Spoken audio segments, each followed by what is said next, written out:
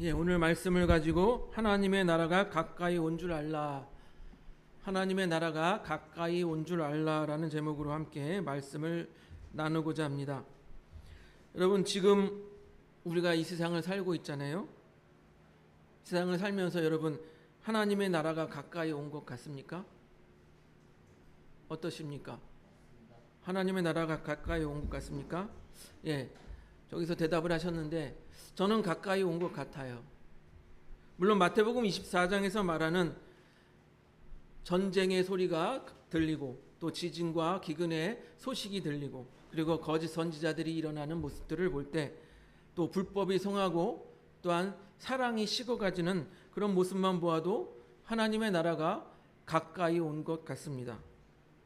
또 한편으로 우리 교회 안에서 식사 교제를 할 때 보면 하나님의 나라가 가까이 온 것 같아요. 예배가 끝나고 식사 때가 되면 얼마나 그 얼굴들이 해맑고 밝은지 모르겠습니다. 물론 매주 식사 준비를 하시는 분들도 자신의 차례가 돌아오면 좋은 것으로 또한 맛있는 것으로 최선을 다해 준비하시는 모습을 볼 때도 하나님의 나라가 우리에게 가까이 온 줄로 생각이 됩니다. 이건 비꼬는 것이 아니라 정말 식사 때만 보면 천국을 보는 것 같아요. 정말 기쁨과 사랑이 넘치는 것 같습니다.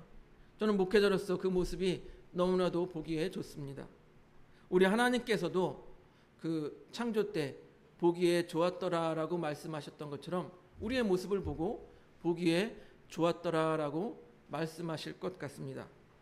그런데 이렇게 좋은 하나님의 나라를 우리만 경험하고 우리만 누려서야 되겠습니까? 아니죠. 한 사람이라도 더 많은 사람들이 하나님의 나라를 경험하고 하나님의 나라를 누려야 하지 않겠습니까? 이것은 저만의 생각, 또 우리만의 생각이 아닙니다. 곧 하나님의 뜻이에요. 더 많은 사람들이 하나님의 나라를 소망하고 하나님의 나라를 누리기를 원하는 것이 바로 하나님의 뜻입니다. 우리 베드로후서 3장 9절 한번 같이 볼까요? 넘겨줘 보세요. 베드로후서 3장 9절 같이 읽어보겠습니다. 시작. 주의 약속은 어떤 이들이 더디다고 생각하는 것 같이 더딘 것이 아니라 오직 주께서는 너희를 대하여 오래 참으사 아무도 멸망하지 아니하고 다 회개에 이르기를 원하시느니라. 아멘. 하나님께서 빨리 심판하지 않는 이유, 또 오래 참으시는 이유가 바로 아무도 멸망하지 않고 회개하여 돌아오기를 원하신다라는 이 하나님의 뜻인 거예요. 이렇게 하나님께서는 더 많은 사람들이 복음을 듣고 회개하여 돌아오기를 원하신다라는 것입니다. 따라서 우리는 나만 하나님 나라를 누리면 되겠지, 나만 하나님 나라 가면 되겠지, 그렇게 사는 것이 아니라 이 하나님의 나라를 전하고 증거하며 살아야 한다라는 것입니다. 특별히 오늘 말씀에서 예수님께서는 70인의 제자를 따로 세우고 각 동네에 보내셨다라고 기록하고 있습니다. 그들에게 뭐를 명했습니까? 하나님의 나라가 가까이 왔음을 증거하라고 보내신 거예요. 예수님께서 제자들을 둘씩 짝지어서 보내실 때 하신 말씀, 오늘 본문이죠. 이 말씀 중에서 저의 시선을 끄는 몇 가지의 단어가 있었습니다. 하나는 추수할 일꾼, 그리고 전대나 배낭, 그리고 평안입니다. 예수님께서 이 단어들을 사용하신 그 이유를 우리 함께 나누어 보기를 원합니다. 먼저 추수할 일꾼입니다. 먼저 추수할 일꾼. 여러분, 제가 군대 생활할 때 이런 것이 있었어요. 대민지원이라는 게 있어요. 대민지원. 뭔지 아십니까? 우리나라 군대가 대부분 어디에 있습니까? 도심에 있지 않잖아요. 저기 시골, 저기 외진 곳에 있잖아요. 지방에 있습니다. 그러니까 논과 밭이 많은 시골에 군대들이 많이 있어요. 그런데 지금도 그렇지만 시골에 가면 누구밖에 없어요? 어르신들밖에 없잖아요. 젊은 사람들은 모두 도시로 나가고 어르신들밖에 없어서 이 농번기 때 일할 일꾼이 없는 거예요. 그래서 군대에서는요, 대민 지원이라고 해서 농사일을 이 젊은 군인들이 도우러 나가는 것입니다. 왜 그렇게 군인들까지 동원하면서 이 농사일을 도와야 될까요? 왜 그럴까요? 이 농사는요, 시기와 때가 있어요. 예. 그 시기와 때를 놓치면 안 되는 거예요. 씨를 뿌려야 할 때 뿌려야 되고, 또 모내기를 해야 될 때 모내기를 해야 되고, 또 벼를 거두어야 할 때 거두어야 돼요. 빨리 거두어야 돼요. 여러분, 모내기를 할 때 이 모내기 때를 놓치면 어떻게 됩니까? 벼가 제대로 자라지 않는 거예요. 또 어떻습니까? 이 곡식을 거둘 때 제대로 벼를 거두지 않으면 어떻게 됩니까? 이 품질이 떨어진다고 합니다. 품질이. 그리고 수확량이 줄어든다고 합니다. 그러니까 이 농번기 때, 추수할 때 이 때를 잘 맞춰서 빨리 싹 거둬들여야 이 피해가 없다라는 거예요. 그래서 추수할 시기를 놓치지 않고 추수할 일꾼들, 군인들까지 동원해서라도 추수를 해야 되는 것입니다. 그런데 오늘 말씀에도 딱 그러한 표현이 있죠. 2절에 보니까 추수할 것은 많되 일꾼이 적으니 추수하는 주인에게 청하여 추수할 일꾼을 보내주소서 하라 라고 말합니다. 여러분, 추수할 것은요, 앞으로 하나님 나라에 들어가야 될 이 백성들을 말해요. 그리고 이 추수하는 행위는 무엇이냐? 준비된 이 백성들이 있잖아요. 추수할 것들, 준비된 백성들을 하나님 나라로 이렇게 모아드리는 일을 이 추수라고 오늘 표현하고 있는 것입니다. 여러분, 하나님 나라가 가까이 왔고 또 언제 갑자기 올지 모르기 때문에 전도와 선교의 이 시급성이 바로 이 추수의 때와 같다라는 거예요. 예수님이 그렇게 비유하는 거예요. 야, 지금 추수할 때와 같이 지금 바쁘다. 빨리 선교하고 전도해라. 예수님의 말씀인 거예요. 네. 그와 같이 하나님 나라를 선포한 일이 시급한데 그 행할 사람이 부족하다라고 말하는 거예요. 하나님 나라를 전해야 될 일은 많은데 그 일할 사람이 부족하다라는 거예요. 그 안타까움이 담겨진 주님의 말씀인 것입니다. 여러분, 근데 우리는 어떻습니까? 우리는 12명의 제자가 아니잖아요. 바로 이 70인의 제자와 같이 예수님께 파송받은 자들이에요. 이 세상을 보니까 하나님의 나라가 가까이 오고 있는데 많은 사람들이 이 하나님의 나라가 가까이 오는 줄도 모르고 노아의 때와 같이 어떻게 합니까? 시집가고 장가가고 먹고 마시고 장사하고 그렇게 살고 있는 거예요. 그러면 이 시대에 우리는 어떤 사람들이 되어야 되겠습니까? 이 추수할 일꾼이 되어야 되는 거예요. 추수할 일꾼. 하나님 나라가 가까이 오고 있는데 우리가 추수할 일꾼이 되어서 추수를 해야 되는 거예요. 추수를 해야 되는 거. 하나님 나라를 전하고 선포해야 되는 것입니다. 그러나 여러분, 현실을 보시기 바랍니다. 대한민국의 많은 교회들을 보세요. 어떻습니까? 많은 그리스도인들이 전도하는 것, 선교하는 것 남의 일로 생각합니다. 뭐 특별한 사람들이나 하는 거겠지. 목회자들이나 하는 거겠지. 남의 일인 것처럼 살아가고 있어요. 오죽하면 예수님께서 뭐라고 기도하라고 합니까? 추수할 일꾼을 보내주셔서라고 기도하라고 이렇게 말하고 있지 않습니까?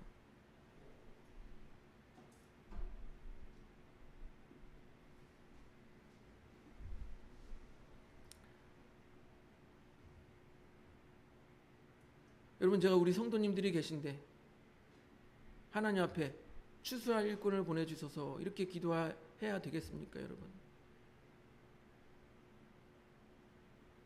저와 함께할 동역자들을 보내주셔서 이렇게 기도해야 되겠습니까, 여러분? 내가 추수할 일꾼이 되어야 하지 않겠습니까? 세상의 추수에도 그 시기가 얼마나 급하면 여러분, 아까 말씀드렸듯이 군대에서 대민지원까지 나가서 도와줍니다. 그런데 우리 하나님의 백성이, 우리 하나님의 백성들이라고 하는 우리가 추수할 것이 많다고 하는데 당신이나 하시오. 나는 상관없어. 이렇게 해서 되겠습니까, 여러분?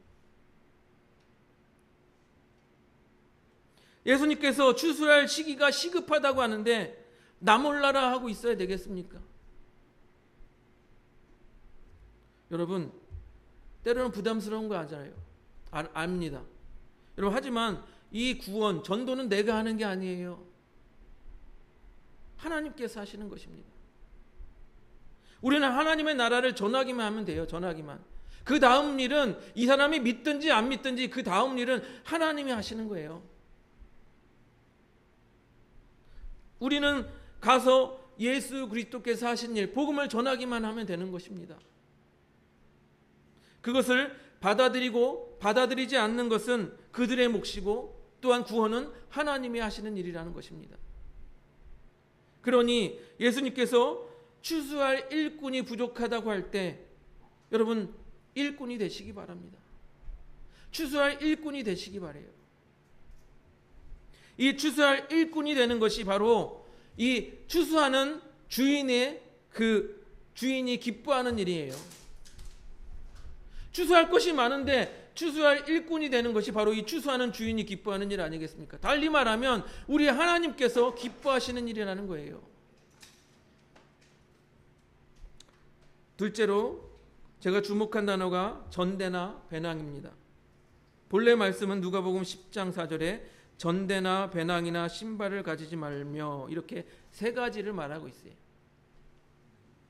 여러분, 전대는 무엇입니까? 우리 어르신들은 잘 아실 거예요. 전대. 옛날에 지갑이 없을 때 돈을 이렇게 차고 다니던 거 있죠. 즉 지갑을 말합니다. 배낭은 무엇입니까? 말 그대로 배낭이죠. 여행자들이 생필품을 넣어가지고 다닐 가방을 말해요. 그리고 신발도 가지지 말며라고 했을 때 신발을 벗고 다녀라, 맨발로 다녀라 하는 말이 아니고요. 여분의 신발을 가지지 말라라는 거예요. 내가 신고 있는 신발 외에 여분의 신발을 갖지 말라라는 것입니다.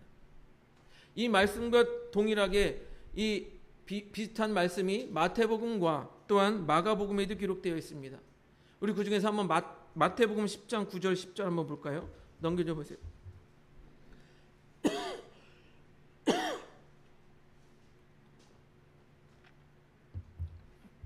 같이 읽어보겠습니다. 시작. 너희 전대에 금이나 은이나 동을 가지지 말고 여행을 위하여 배낭이나 두벌옷이나 신이나 지팡이를 가지지 말라.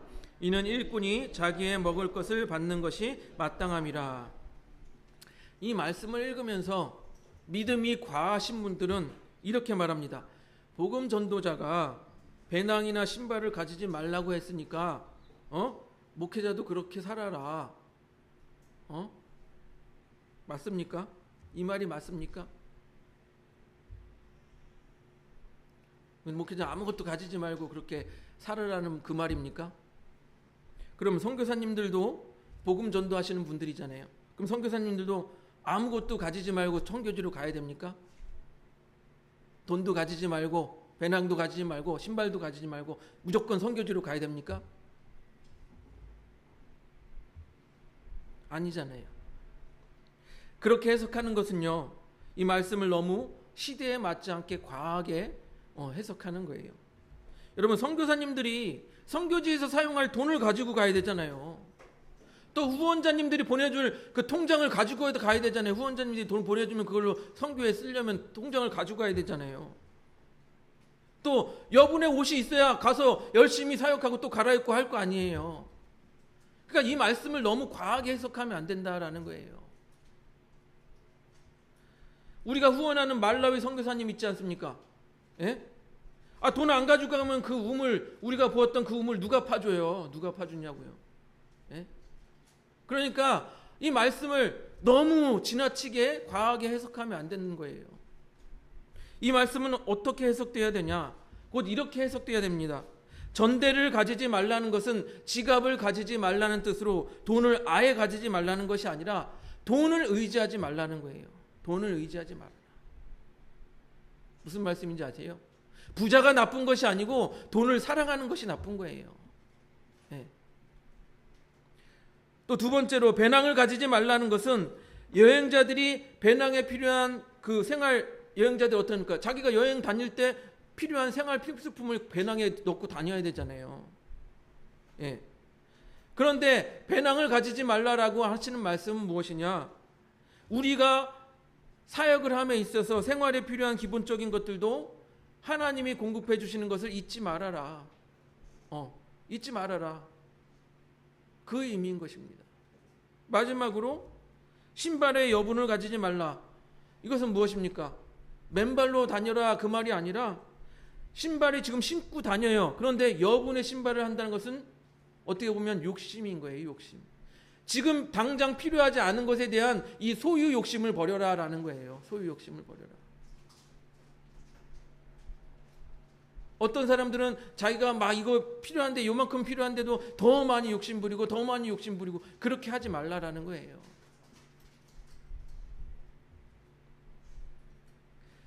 그리고 이 말씀을 아까 말씀대로 야 전대나 배낭이나 신발을 가지지 말라고 했으니까 너희도 그렇게 살아. 그렇게 해석하려면 뒤에 말씀도 같이 해석 그렇게 봐야죠. 뭐라고 되어 있습니까? 뒤에 일꾼이 자기 먹을 것을 받는 것이 마땅함이라. 이 말씀도 똑같이 해석해야 되는 거 아닙니까? 야 너희 복음 전하는 자들 전대도 가지지 말고 배낭도 가지지 말고 신발도 가지지 마. 이렇게 해석하려면 뒤에 일꾼이 자기 먹을 것을 받는 것이 마땅하다. 이 말씀도 같이 봐야 되는 것 아니겠습니까? 예?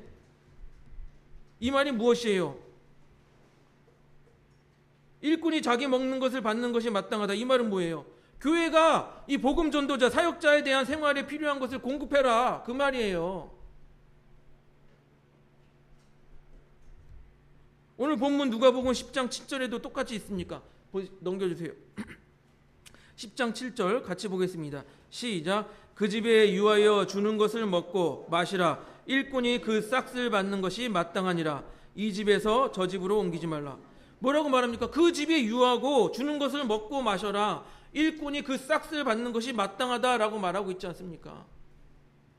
복음을 전하는 사람들은 복음, 말씀을 전해 듣는 그 사람들이 어떻게 돼요? 자기 집에 모시고 가서 먹이고 마시게 하고 먹이고 재워주고 다 생활에 필요한 것을 공급하라는 거예요. 요즘에 그런 사람 있습니까? 예? 목사님 우리 집에 오셔서 우리 집에서 다 먹고 마시고 마음대로 하세요. 내 차도 쓰고 내 거 다 쓰시고 마음대로 하세요. 그런 분 있습니까? 없잖아요. 예. 옛날에 부흥 강사님들 오시면은 그런 얘기를 제가 들었습니다. 저 있을 때는 그런 일이 없었는데 옛날에는 부흥 강사님이 오시면은 그 성도들 중에서 집이 괜찮은 집에서 모시고 그 집에서 식사도 제공하고 숙박하시면서 거기서 이제 말씀을 전했다라고 합니다. 근데 요즘 그런 사람 없잖아요. 누가 그럽니까? 부흥 강사님 오시는데 우리 집에 모시겠습니다. 제가 먹이고 다 돌보겠습니다. 그런 사람 없잖아요. 하지만 지금은 어떡하십니까? 이 교회라는 제도 안에서 교회의 재정을 통해서 그 부흥 강사님들 말씀을 전하러 오시는 분들에 대한 그 숙박과 모든 삶, 그 생활을 책임져 주지 않습니까? 예. 그러니까 이 말씀을 그렇게 적용하려면 우리가 너무나도 주의 있게 말씀을 봐야 되는 거예요. 함부로 막 자기 멋대로 이렇게 해석하면 안 되고 주의 있게 봐야 되는 거예요. 즉 복음을 전하는 사람은 돈도 의지하지 말고 사람도 의지하지 말고 오직 하나님만 의지하며 그 사역을 감당하라는 의미로 봐야 되는 거예요. 이해가 되십니까? 예. 마지막으로 평안입니다. 여기서 평안이라고 하는 말은 헬라어로 에이레네, 또한 히브리어로 뭡니까? 샬롬이라고 합니다. 샬롬. 이 말은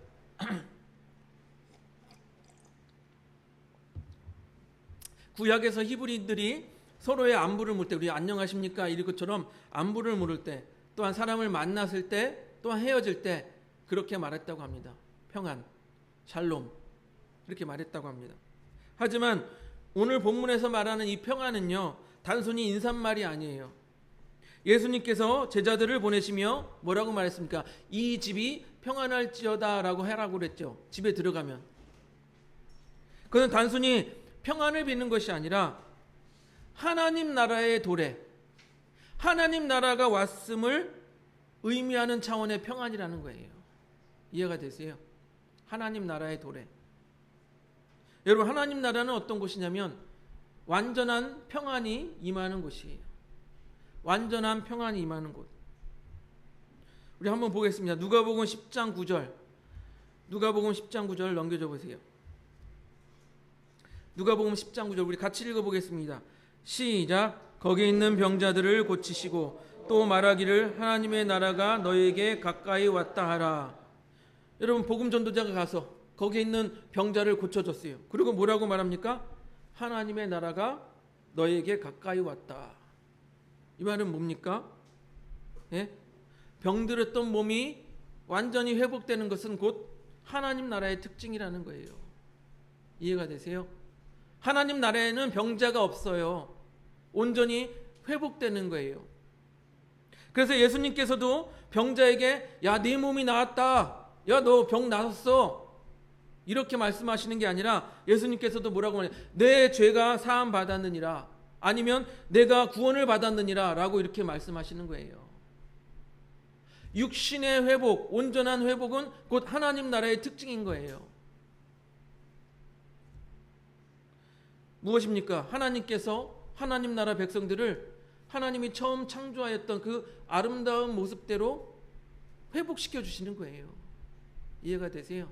예. 그리고 이 평안이 임하는 것도 하나님 나라의 특징입니다. 즉 하나님 나라의 특징이라는 것은 하나님 나라가 가까이 왔다라고 하는 것은 그들이 곧 하나님의 통치 영역으로 들어갔다라는 거예요. 예. 하나님이 이렇게 통치하시기 때문에 그곳에는 평안이 임하고 하나님이 이렇게 통치하시기 때문에 그곳에는 질병이 없고 육신이 회복된다라는 거예요. 그렇기 때문에 하나님의 나라가 너에게 가까이 왔다라고 선포하라라고 하는 거예요. 또 누가복음 10장 11절을 보겠습니다. 넘겨줘 보세요. 누가복음 10장 11절 같이 읽습니다. 시작. 너희 동네에서 우리 발에 묻은 먼지도 너에게 떨어버리노라. 그러나 하나님의 나라가 가까이 온 줄 알라 하라. 만일 어느 동네에 갔는데 그들이 복음 전도자를 받아주지 않아요. 집에 영접하지도 않아요. 그러면 당연히 들어갈 수도 없죠. 그러면 어떡하래요? 거리로 나와서 먼지를 털면서 우리 발에 묻은 먼지도 너에게 떨어버리노라 라고 하라고 합니다. 이게 뭘까요? 여러분, 이런 행위는요, 경건한 유대인들이, 당시 유대인들은요 이방인을 되게 부정한 것으로 여겼어요. 그래서 이방인과 접촉을 하거나 아니면 이방인 마을에 들어갔을 때 다시 자기가 정결한 깨끗한 그런 그 모습이 유지되기 위해서 이렇게 먼지를 털어버리는 거예요. 털어버리는 거. 예. 그 결례 행위였다라는 거예요. 따라서 제자들이 자기를 영접하지 않는 사람들을 향하여서 먼지를 떨어버린다. 이것은 무슨 행동입니까? 복음을 거부한 사람들, 그들은 유대인이든지 이방이든지 하나님의 백성이 아니라는 것을 말하는 거예요. 이렇게 떨어버리는 거예요. 예. 또 그들이 어떻게 했습니까? 복음을 거부했죠. 즉 하나님의 백성이 되기를 거부한 거예요. 그러니까 그들을 향하여 먼지를 떨어버리라고 하는 거예요. 먼지를 떨어버리라. 여러분, 이 먼지를 떨어버린다라는 것은 무엇이냐면 그들에게 책임이 없는 거예요. 복음을 전한 사람들은 책임이 없어요. 그들이 심판받는 책임은 누구에게 있는 거예요? 자기들이 복음을 안 받아들인 책임이 자기에게 있는 거예요. 예. 그래서 이들에게 떨어버려라, 먼지를 떨어버려라 라고 예수님이 말씀하시는 것입니다. 너희들에겐 책임이 없다. 그들은 자기가 복음을 안 받아들여서 그들이 심판받는 건 그들의 책임이다. 그거예요. 예. 그러니까 그 다음에 뭐라고 말합니까? 그러나 하나님의 나라가 너에게 가까이 왔다 하라라고 하죠. 야, 너희들이 복음을 안 받아들였지. 나는 먼지를 털었어. 복음을 안 받아들인 건 너희들 책임이야. 야, 그러나 너희들 반드시 기억해. 하나님의 나라가 가까이 왔어. 너희들 복음 안 받아들였지? 너희들은 하나님의 심판을 받을 거야. 그 얘기예요. 예. 너희들 복음 안 받아들였지? 그러나 하나님의 나라가 가까이 왔어. 너희들은 심판을 받게 될 거야. 그 얘기입니다. 예. 이렇게 세상 사람들은요, 복음을 받아들이든지 받지 않든지 그 책임이 그들에게 있는 거예요. 그러면 우리는 추수할 일꾼이 돼서 어떻게 하면 됩니까? 전하기만 하면 돼요. 하나님의 나라가 가까이 왔다고 전하기만 하면 되는 것입니다.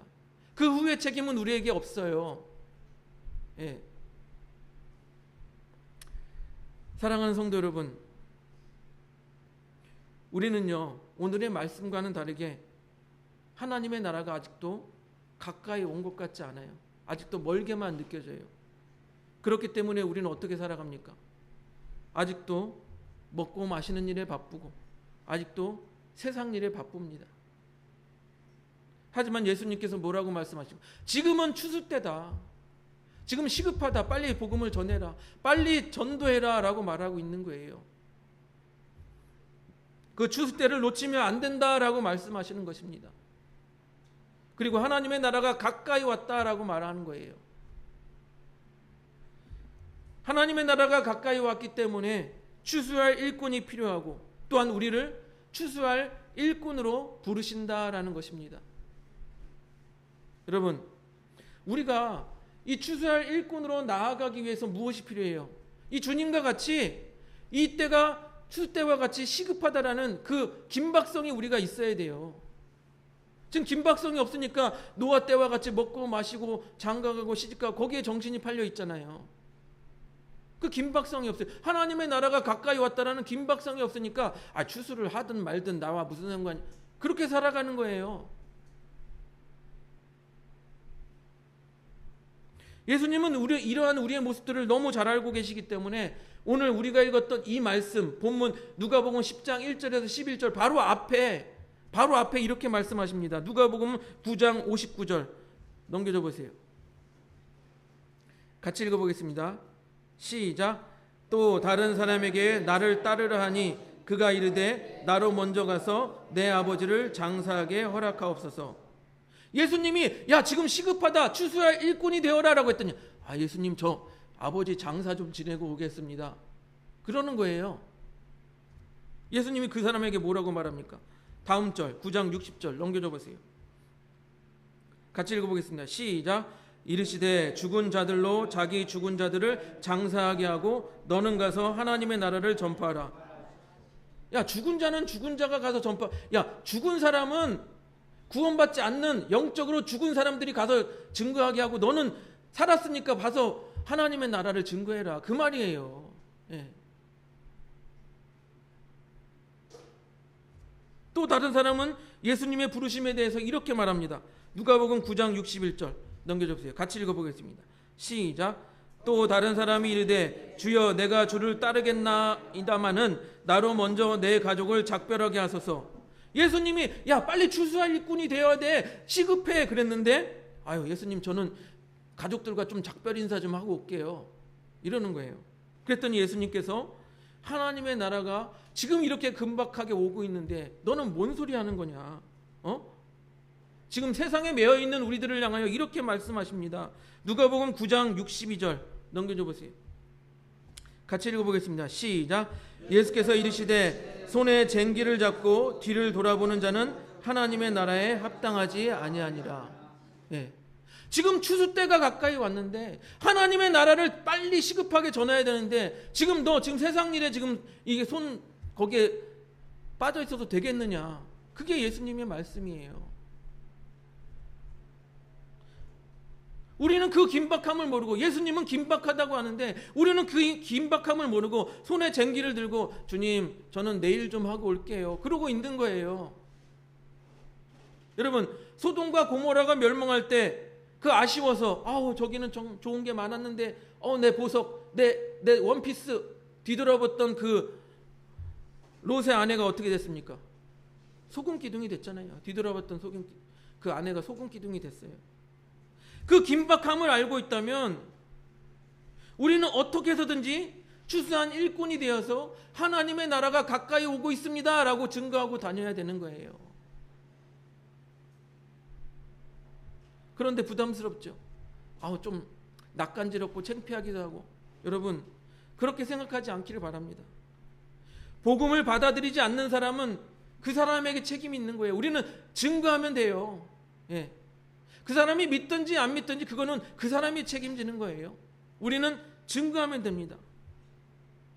그리고 우리는 어떻게 해요? 먼지를 떨어버리면 돼요. 너 안 믿어? 복음을 전했는데 우리를 무시해? 그럼 먼지를 떨어버리면 돼요. 심판받는 건 그들의 책임이에요. 예. 예수님께서 그래서 이렇게 말씀하십니다. 누가복음 10장 6절 넘겨줘 보세요. 우리가 복음을 전했는데 그들이 받지 못할 상황이면 이렇게 되는 거예요. 같이 읽어보겠습니다. 시작. 만일 평안을 받을 만한 사람이 거기 있으면 너희의 평안이 그에게 머물 것이요 그렇지 않으면 너희에게로 돌아오리라. 아멘. 믿으십니까? 예. 우리가 복음을 전했어요. 평안하라. 그런데 그것이 그들이 받아들이면 그들에게 머무는 것이고 받아들이지 않으면 그 축복이 우리에게 다시 돌아오는 거예요, 여러분. 그렇게 하나님의 나라가 가까이 옴을 우리가 인식하고 또한 전하는 우리 하늘봄교회 성도님들이 되시기를 주님의 이름으로 축복드립니다. 우리 함께 찬양하고 기도하기를 원합니다.